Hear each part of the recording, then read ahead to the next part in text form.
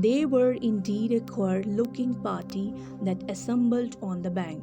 The birds with draggled feathers, the animals with their fur clinging close to them, and all dripping wet, gross and uncomfortable.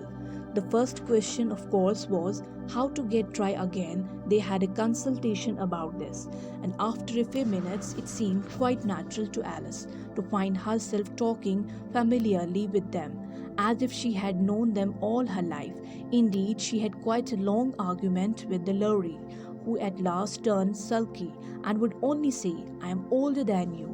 You must know better," and this Alice would not allow without knowing how old it was, and as the lorry positively refused to tell its age, there was no more to be said. At last the mouse, who seemed to be a person of some authority among them, called out, "Sit down, all of you, and listen to me. I will soon make you dry enough." They all sat down at once in a large ring. With the mouse in the middle, Alice kept her eyes anxiously fixed on it, for she felt sure she would catch a bad cold if she did not get dry very soon. "Ahem," said the mouse with an important air. "Are you all ready? This is the driest thing, I know. Silence all round, if you please." William the Conqueror, whose cause was favoured by the Pope, was soon submitted to by the English, who wanted leaders and had been of late much accustomed to usurpation and conquest. Edwin and Morcar, the Earls of Mercia and Northumbria. "Ugh," said the lorry with a shiver. "I beg your pardon," said the mouse, frowning but very politely. "Did you speak?" "Not I," said the lorry hastily. "I thought you did," said the mouse. "I proceed. Edwin and Morcar, the Earls of Mercia and Northumbria, declared for him, and even Stigand, the patriotic Archbishop of Canterbury, found it advisable." "Found what?" said the duck. "Found it," the mouse replied rather crossly. "Of course you know what it means." "I know what it means well enough. When I find a thing," said the duck, "it is generally a frog or a worm. The question is, what did the Archbishop find?" The mouse did not notice this question, but hurriedly went on. "Found it advisable to go with Edgar Atheling to meet William and offer him the crown." William's conduct at first was moderate, but the insolence of his Normans— "How are you getting on now, my dear?"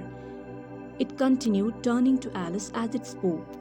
"As wet as ever," said Alice in a melancholy tone. "It does not seem to dry me at all."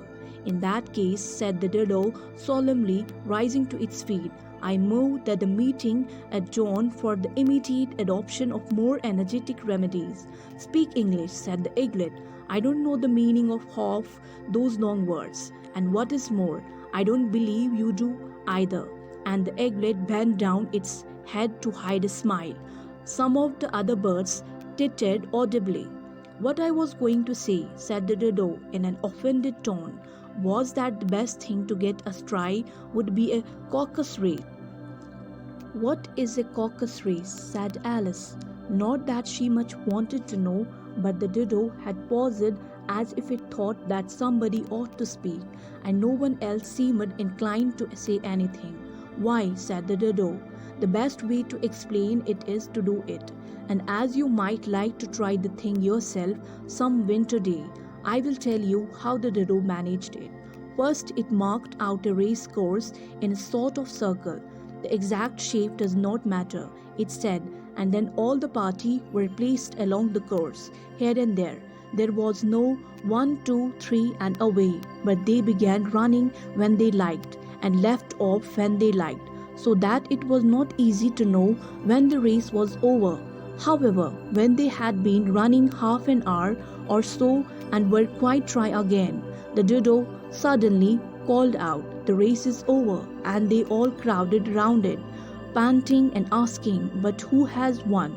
This question the Dodo could not answer without a great deal of thought, and it sat for a long time with one finger pressed upon its forehead, the position in which you usually see Shakespeare in the pictures of him, while the rest waited in silence. At last the Dodo said, 'Everybody has won, and all must have prizes.'"